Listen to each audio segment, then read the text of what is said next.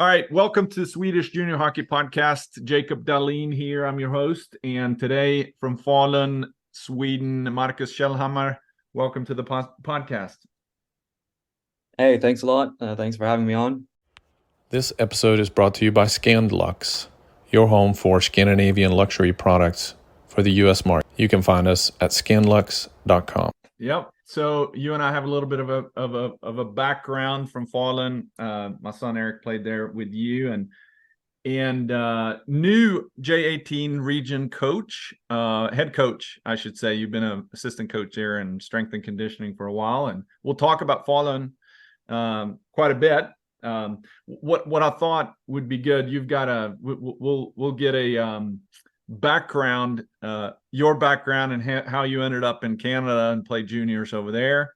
Talk a little bit about university, since you're a student in Dalarnas University in Falun, and then also talk about your role as a head coach in a quote unquote small market team in a big pond of J18 Region West. That's got some powerhouses, and it's a tough challenge for sure. What do you think about that? That sounds great. All right. So originally not from Falun, but I know that you have gotten influenced by Dalarna and in your dialect from Örebro, right? Yeah, I guess you could say so. I've kind of struggled throughout my journey in life to say where I'm from. But yeah, I guess you could say I went to high school in Örebro. So to simplify the answer, yes, that's where I'm from. Yeah. And then and you played you played hockey gymnasium in Örebro? Nope. Yeah, didn't play hockey gymnasium, just went to a regular high school there. But then you played hockey at the same time, right, while you were there in high school. Yep, that's right. And for you, that when you meet Marcus, not 6'5", 220, right, but 5'9", 175 is what elite prospects have you as. Yeah, that's a very generous number, to be honest, but I'll take it, Yeah, my point is that you're not the biggest guy out there, but it's interesting that you're now in university, and you've been working with Falun as an organization, both as an assistant coach and in strength and conditioning. So we'll get there and talk about Falun, but how did you end up in Canada? A little bit. So this was back, 8 or 9 years ago, because you're still a young guy, but and your playing career is over, but or your serious playing career, I guess I should say. Talk about how you ended up in Almagen Spartans. Almagen Spartans. Yep. Yeah, it kind of really just happened. I was the years go by quick, so it was a few years ago. But it was just at the end of my last year of high school there. I think it was in the springtime. The general manager of the team, just reached out to me. They were a new organization in the GMHL then, and we're looking for players. And I heard they had a couple other Swedes on the roster who were going over there, so I guess that kind of sparked my interest. Playing juniors in Örebro, big hockey city, tough competition there as well. So yeah, I guess I just decided kind of on a limb to head out over there and see what that was like. And so when I'm pulling up their roster from that year, yeah, 1, 2, 3, 4, 5, 6, 7, 8 Swedish guys on that team. Yeah. It was it was a really weird experience coming over there, because it was like, I mean, you definitely weren't alone. Nobody really knew what to expect, and you kind of just did it, as a group together. So Yeah, and then a guy from Finland who led the team in scoring as well. So talk about, yeah. So you ended up going over there, and let's talk about that experience. Because was that the first time away from home? Yeah, it would be. What was your first impression when you went there? I mean, it's tough to put into words really, because obviously you get there, you get your billet family, which was great. I had it pretty good when we had, I was living with two other Swedish players, so in a pretty nice, decent sized home with a nice, billet family. So it was a really like great and welcoming experience there. And this, just to be clear too, so the GMHL is around the Toronto area geographically, right? Yeah, you could say so. I know the league has maybe changed a little bit more now geographically. But so Almaguin is just not, it's not far from North Bay, Ontario. Okay. It's about a 4 hour drive from Toronto. Okay, but it's not Saskatchewan or somewhere out. No. I mean, Canada can be so different geographically, so I think it's important to be able to explain where that was. Yeah, most teams were within like an 6 to 7 hour drive, I guess. Yeah. What was your first when you came from Örebro and then you came over there, from a hockey perspective, how different was the hockey? For me, it was very different. It was definitely a faster pace. It was a lot more physical. I might also have been, like the team atmosphere I was in. It was you were out like competing every practice, trying to get a spot in the lineup, and yeah, I just feel like I guess the atmosphere there was a little bit more, competitive and set a little bit higher like standards than what I was used to back in Sweden, I guess. Yeah. And so you've been with a bunch of different teams there in the GMHL. And when I see GMHL, it's kind of a renegade league but there's some really good teams in there. We've had Johan Eriksson on a couple of times actually as a guest who works with Bradford Rattlers, who's been a top team in the last while. And when you look at the roster that they have there, they got some incredible players that are on there. We had Jakob Rodin that played J20 National, and Jesper Eriksson that played in Brynäs that played, J20 National, went over to play GMHL. Yes, they were top scorers in that league, but explain kind of the difference between the top teams and, let's say, the bottom teams, and how that may differ out there.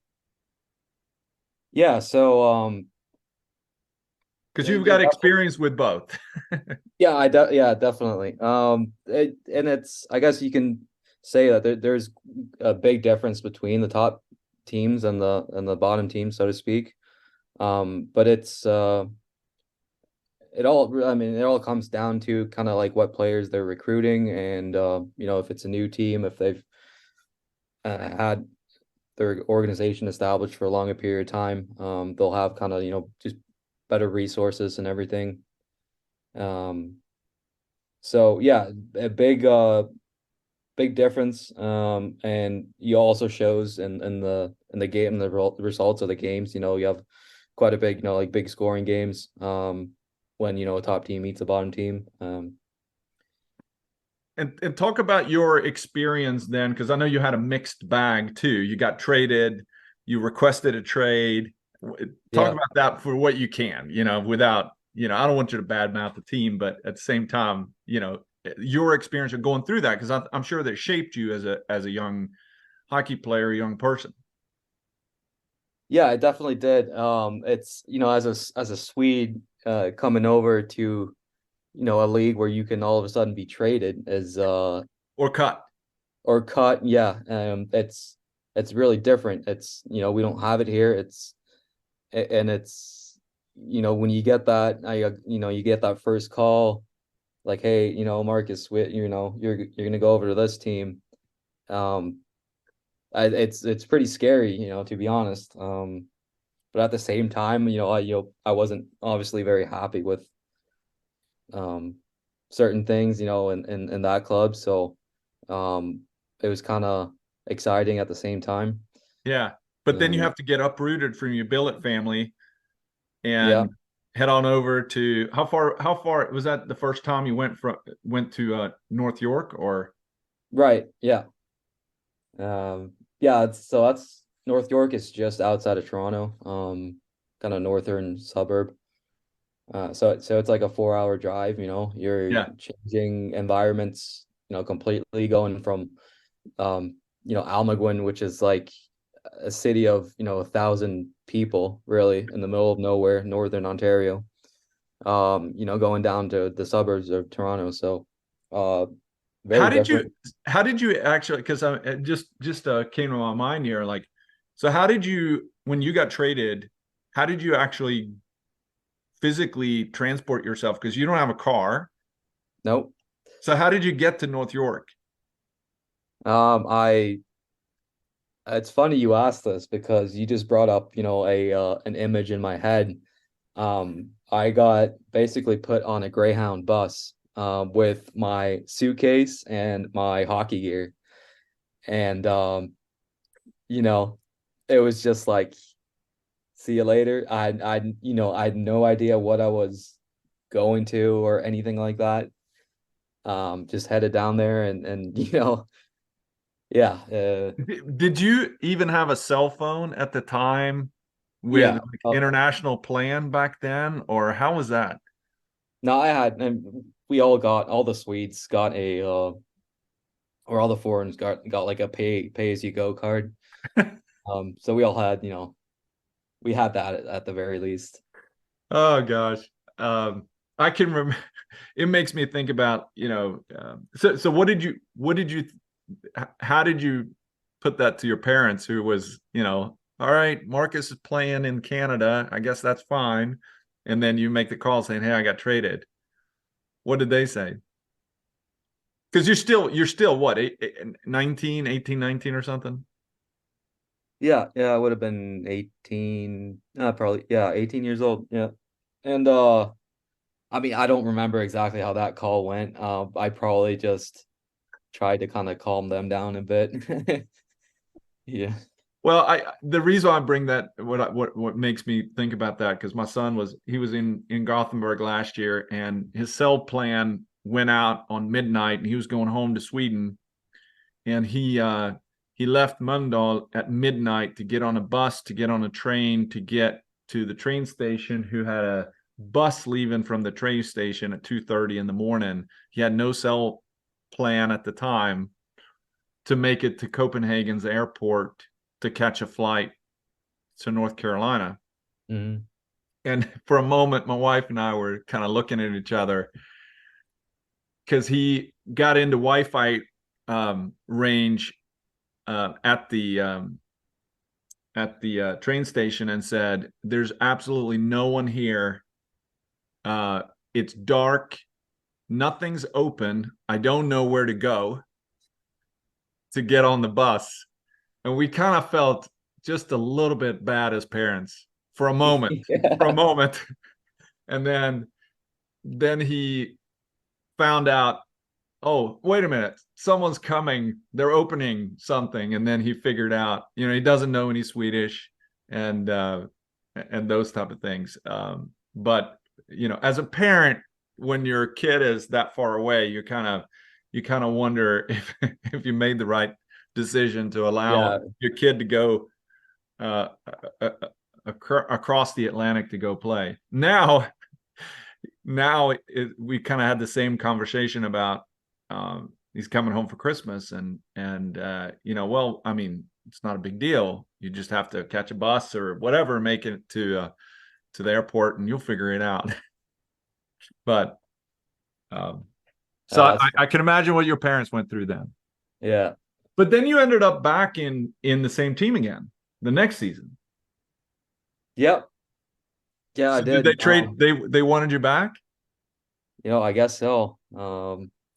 Yeah, it is. I mean, my time in that league is a little rough when you look at my elite prospects. But Yeah, well, it's not like you had 60 points a game. No, exactly.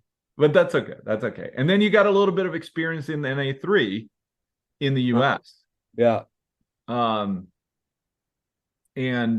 then 3 different teams in the GMHL. So at some point you're kind of like, all right, so you did 3 years in Canada, which is pretty long time. Yeah. Yeah, it is. How would you sum it up? They go by pretty quickly. Yeah. But no, I mean, I would sum it up as a great experience. I think I kind of, with the years came to realize that, I was probably doing it more for fun than anything else. And I guess that's why I kept doing it as well for a couple of years, or for a few years.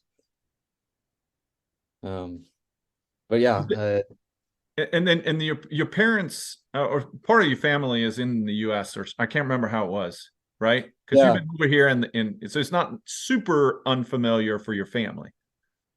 No. My dad's from the States, so they spend some time they live there right now. They live in Florida. I've got a brother and a sister in the US as well, so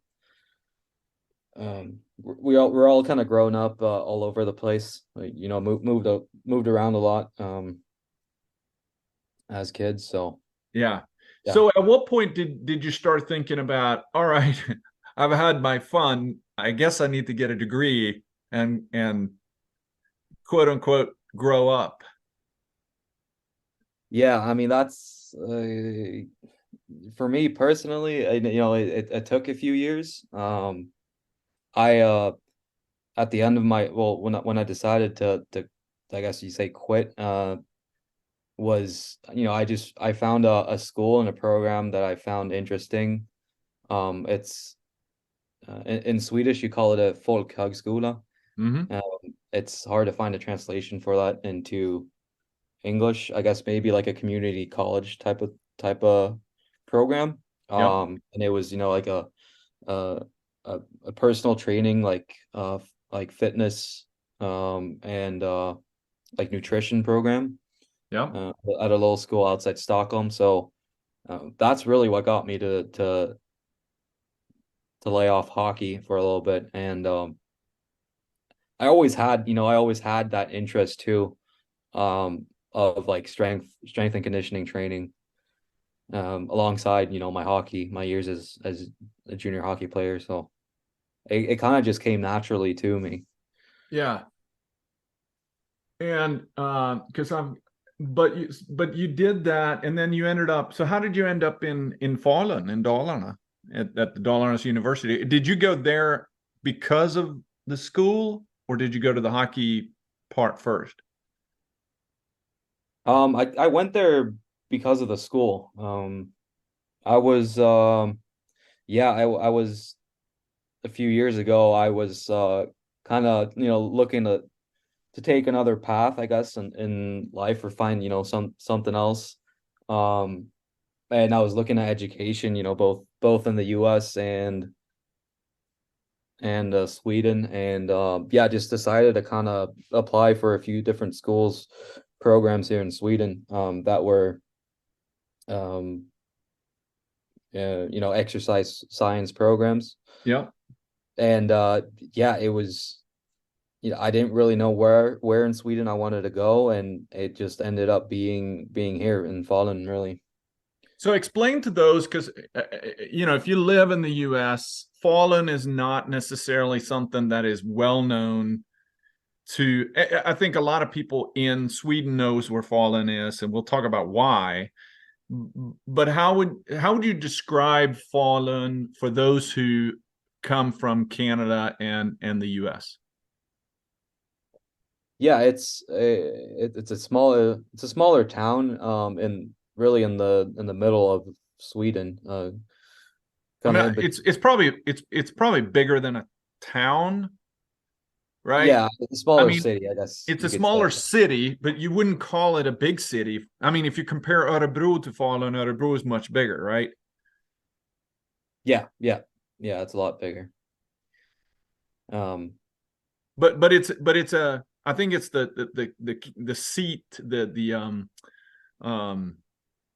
county seat, so to speak, of Dalarna, or the parish of Dalarna, which there's a bunch of them in Sweden, but a very historic city from a standpoint of the history of behind it. yeah. By the sounds of it, you might know more of that than I do, but I'm trying to pull it out of you here. What else do you think, if you were to explain Falun to those, that is unique about Falun from a sports perspective? yeah, I mean it's very close to, it's like deep in the heart of nature, of the forest and everything here. So it's very big in cross country skiing, probably um more so than others. But yeah, it's a big winter sports Because city, I guess you could yeah, and say. I Yeah. think that when I was living in Sweden, they were applying at the time to get the Winter Olympics. They were at the, applying. So I think it was when Albertville won it, Fallen was competing to get the Winter Olympics, which is Yeah. kind of unique back then. I don't know how in the heck they would have pulled it off, but so on. And what about hockey? As an example, hockey is not necessarily the sport that is the most popular sport in Falun, in that city. No, not really. It's I mean, You, way in the past. mentioned cross country skiing, so they have the university and the high school. You have a lot of top athletes that can come there for that. Yeah. And then The second biggest sport would probably be uh what do you call it? Floor hockey, or in the bandy. floorball, yeah, Yeah, floorball, floorball. or I was looking at bandy, which Yeah. we should have a separate episode just to talk about bandy, because nobody knows what bandy is, which is kind of hockey on a big soccer field, Yeah. with a big. We used to be an orange ball. I think it's pink now. Yeah. Yeah. But I mean, those are the two sports. I guess soccer in the summertime, and track and field is big in summer. But I think from a general standpoint, sports and outdoors and is a big deal in the city, I would say.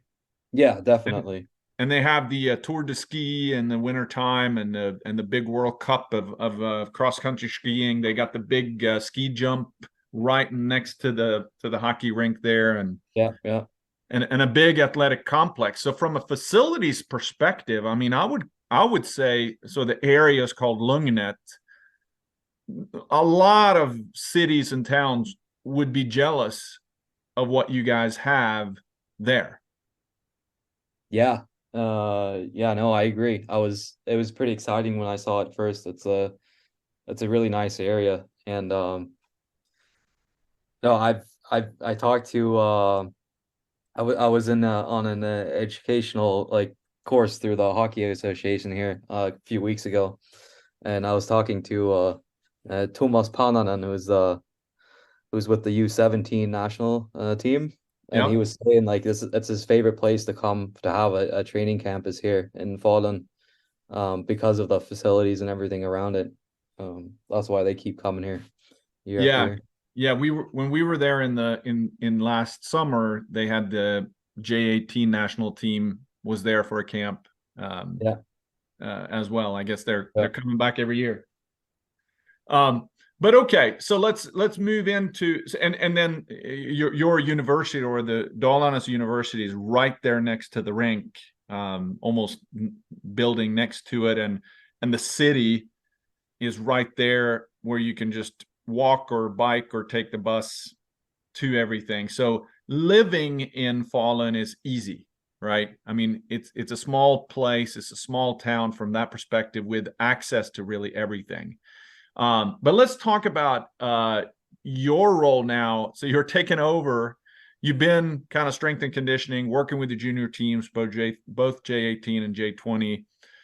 Tobbe Johansson, who was the head coach, longtime player in the SHL, he kind of is the responsible for the juniors from the school perspective. Was the head coach.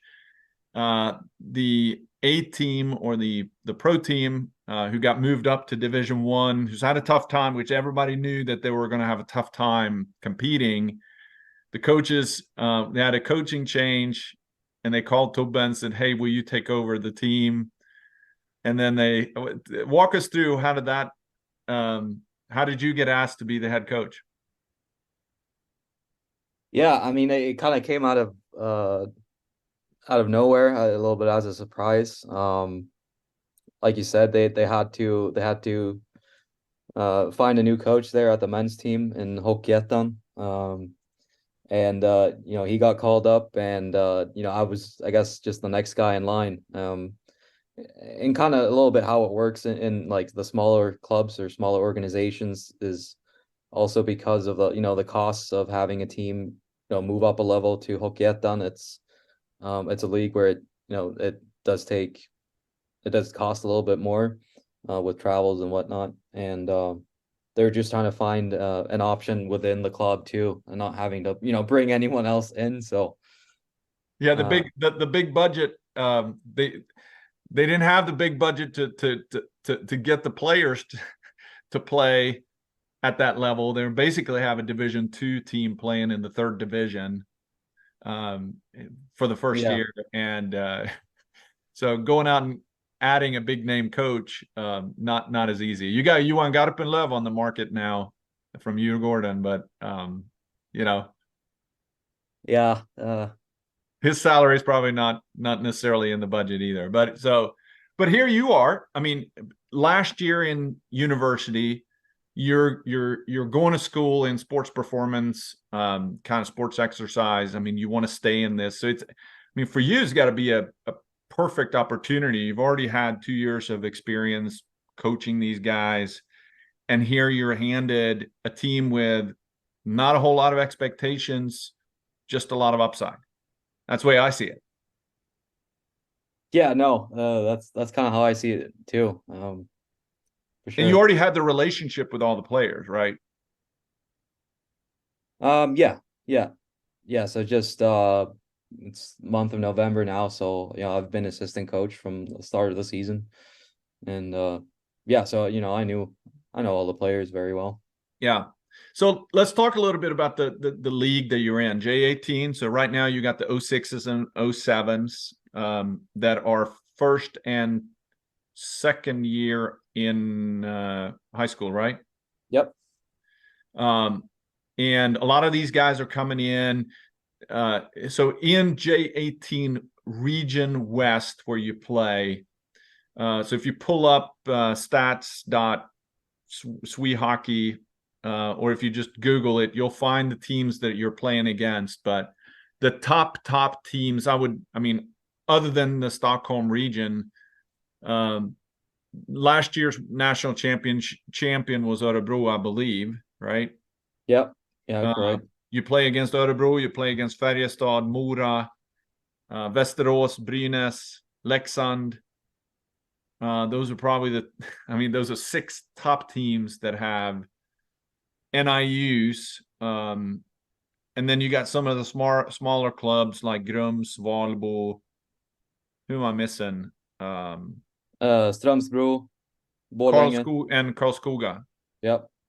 I would put Karlskoga up there as one of the top teams as well, even though they don't play in the SHL. Always have a solid team. Yeah. but you're not really competing. So let's talk about this because I think it's important. You're not really competing at the same with the same on the same level. You don't have the same resources as Färjestad or Mora or Örebro. No, yeah, no. So it's, it's a big difference on many levels. Both like the organization, obviously we've got our pro team or our men's team, in the third division, we're playing against SHL clubs. So the budget difference is obviously a lot bigger, but also, and therefore the staff too, right? But yeah, talk about your staff that you have now when Tuba's gone. yeah. So I mean, the staff that we have really, we're two coaches taking over. So we went from a a 3-man coaching system to me and the other assistant coach. So that's pretty much what we have to work with. Yeah, but on the other hand, what you have to offer is amazing facilities. You can get as much ice time in Falun as you can in Leksand, right? Yeah, pretty much. That all gets, it all comes around to the school hockey too here too, right? The hockey gymnasium. And even though there's a difference between the NIU and the LIU or LIP as some schools are called now, Yep. they're like the amount of ice time is pretty much, or like the practice time is pretty similar from what we have to what some of the top clubs have as well. Yeah. Obviously the resources around that is a little bit different, but like when it comes down to like the amount of time you get to spend on ice, practicing things, it's not that different really. So if you are, and I think that goes well with this thing about what is a player that is going to be attracted to Falun, that is going to be tell me if you agree with this, because the top recruit isn't going to come to Falun. The top recruit is going to be recruited by those SHL teams, and they're going to be offered, the path to be able to get into J18 region, be pulled up to J20 national, and hopefully go into SHL or Allsvenskan teams, right? But not, they only have so many spots. So out of all these teams, a huge thing about it is that you're not a J18 Division One. You have do you still have a J18 Division One and a region? So you have two teams. Yep. Right. You have the school, so you can still go to an LIU hockey gymnasium and get the education and get the development and ice time there. So you may not be a top recruit, but you have all the ability to develop, and you can come here and have a major role in this team, where you may be a fourth liner in this team and you may be a top pairing or a top liner on this team, and you're probably going to get a lot more minutes on your team versus that team. And facilities are great. The coaching, of course, is great right now.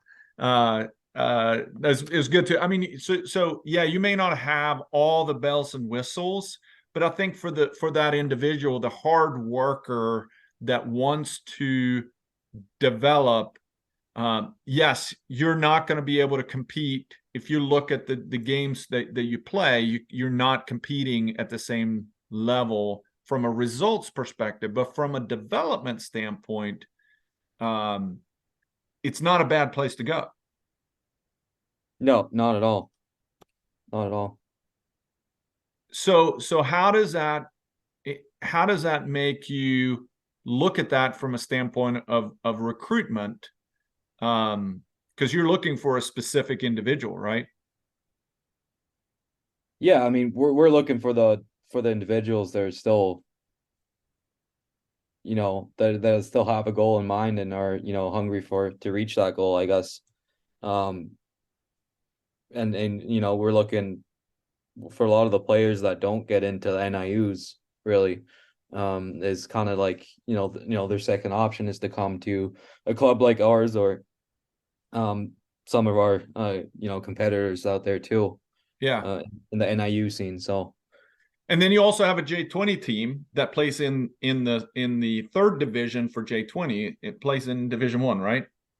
yeah, yeah. And so if you're, you know, if you're a stud in J18, you're also going to be able to play in the J20 games.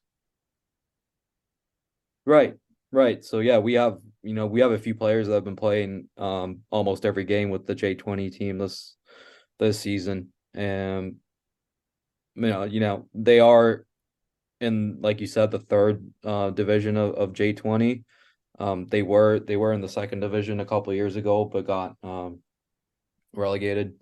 But yeah, it's still a good opportunity to, you know, get a few more games in. And even though, you know, it's at that level, it's still, you know, like, it's still a next step. You're playing against guys that are a little bit older, a little bit bigger, Yeah. a little bit more experienced. So how do you look at, since you've been kind of working intimately with these guys in strength and conditioning, how do you look at then the ability to get one of these guys where you can you know, work super hard on the ice and off the ice? How important is the off the ice portion that you were kind of concentrating on? Yeah, I mean, it's really, I think it's a key, especially for this age group of guys. You know, we have, there's a big difference when you look at the guys that come in, you know, like year one into NIU or LIU, and you know, the year twos or the year threes. But also, you know, more specifically for our club and our school here is the guy that um the what do you call it? The erfarenheter. The experiences. Yeah, the experiences that they have are so varying. You know, some of them come from, you know, like even smaller clubs in you know, our local area. And some come from bigger clubs. But yeah, the strength and conditioning part is for a lot of guys a little bit new, and something that they might be like lacking a little bit more. Yep. So in order for them to you know, take the next step into J20 or whatever their goal is, um, it's, yeah, it's something that they might have to look a little bit more into, or work a little bit more at. So Yeah. So the other part, let's round this out here with the other bullet point that I have here. You know, unfortunately in Sweden there is no college hockey system post juniors, right? But you're coaching a team, so right, you're there the same amount as the players are. One could argue that being a coach is a lot more time commitment than as being a player, but what stops, I mean, it just seems like that there's very few people that are combining uh, being a student and athletics in Sweden, versus, I mean, I know that there's the college system over here is bigger, and you know, it's just a completely different ball game, but you're doing it, right? Why doesn't everybody do it?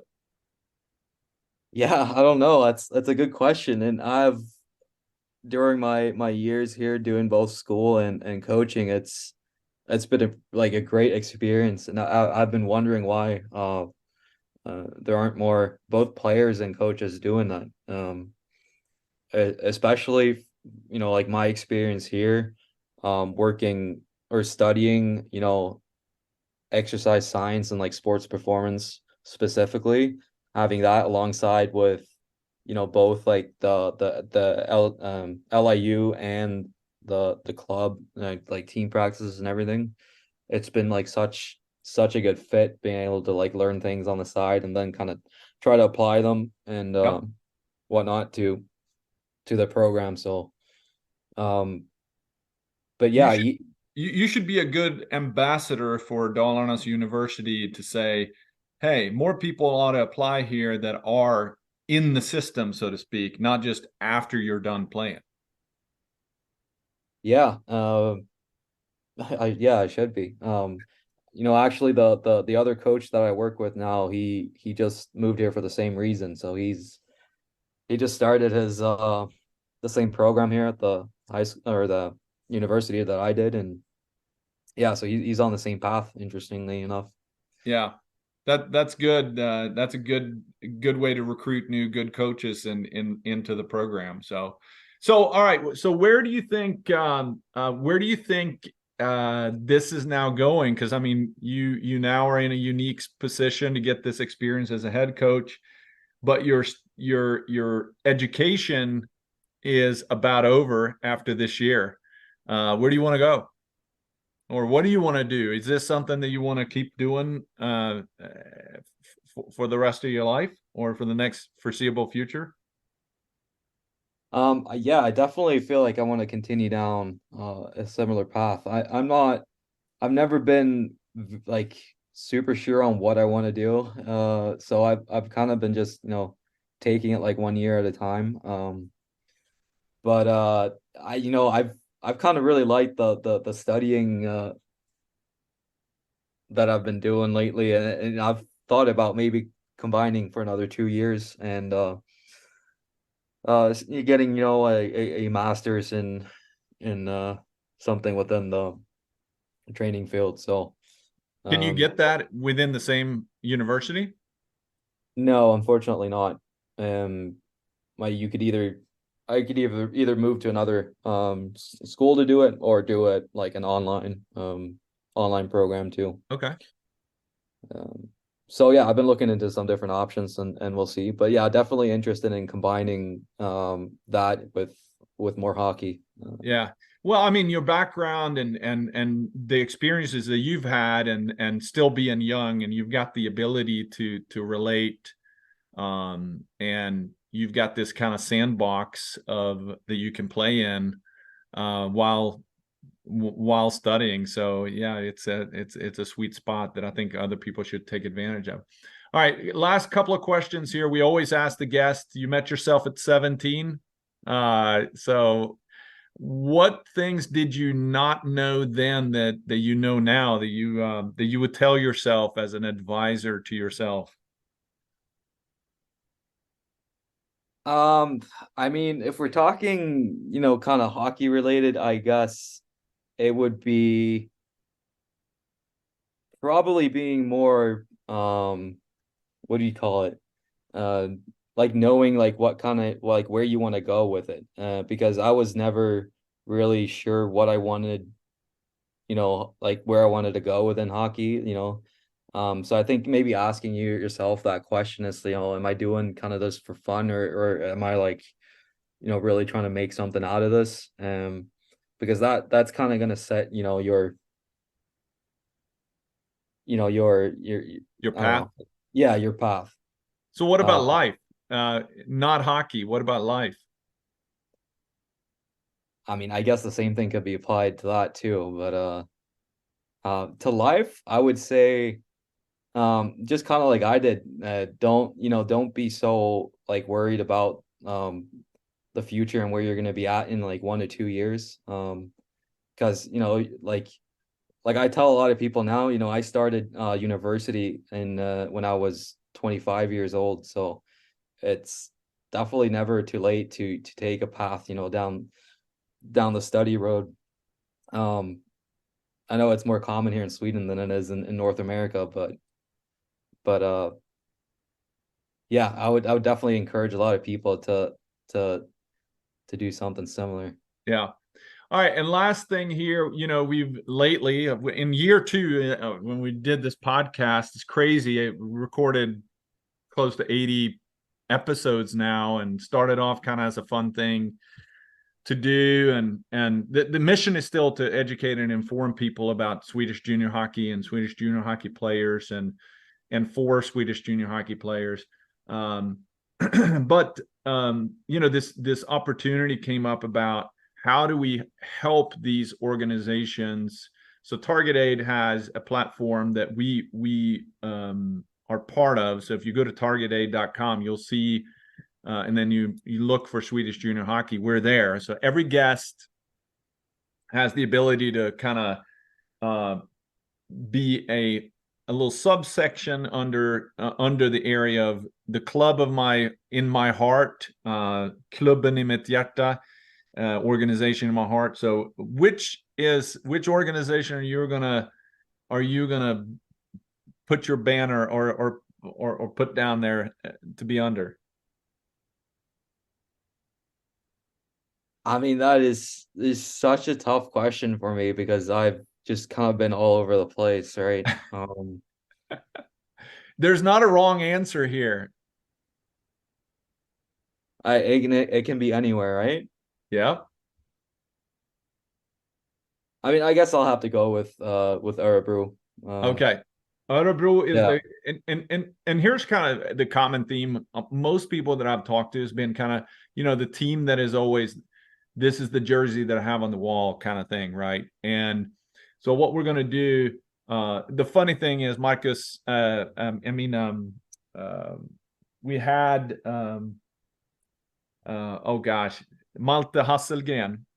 His brother Philip plays on the Division 1 team or Hockeyettan team there in Falun now, but Malte played in Falun, and he grew up in Brynäs, but he kind of got overlooked by Brynäs. Yeah. So he did not mention Brynäs, and the team of him in his heart was Falun, and so that's good. So what we'll make sure that you're highlighted there under Örebro, or Örebro gets a mention, and we'll help Örebro with some content there, and it'll be on our site. And the whole point about it is to give attention, content, to hopefully help that club with fundraising, and like I said, content there. So thank you for jumping on this. It's been good to catch up a little bit offline as well. And good luck the rest of the season. I know you're going to have a little tough row here between now and Christmas. Then the top 5 teams move on, maybe? Yep. Top 5 move on. Top 5 moves on, and they're going to say, oh, thank goodness I don't have to play them anymore. And then you're going to play, is it 6 or 7 teams? Yeah, 7 remaining teams. 7 remaining teams play until the end of the year, and I think the top team from there gets like a wild card in the national J18 national. The rest fight for avoiding relegation. Which is always going to be a kind of a fun thing there. But good luck the rest of the season. Yeah, no, thanks a lot. And thanks for having me on.